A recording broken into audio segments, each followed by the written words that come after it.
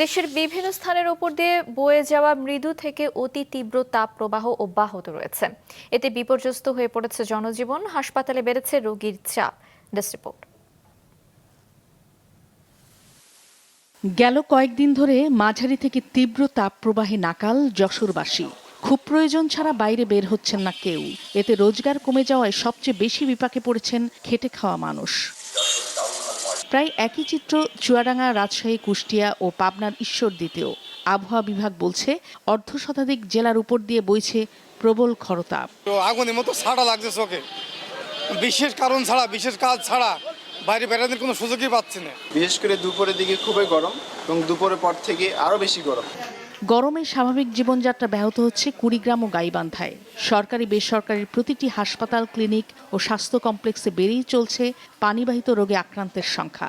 গেল 24 ঘন্টায় পটুয়াখালীতে ডায়রিয়ায় আক্রান্ত একজনের মৃত্যু হয়েছে। নতুন করে আক্রান্ত হয়েছেন 116 জন। তাপমাত্রা বেশি কারণে বাচ্চাদের দুধ খায় বমি হয়, পাতলা পায়খানা হয়। এই গরমে থাকা যায় না, হাসপাতালে ফ্যান দিতেছে না, অস্থির অবস্থা।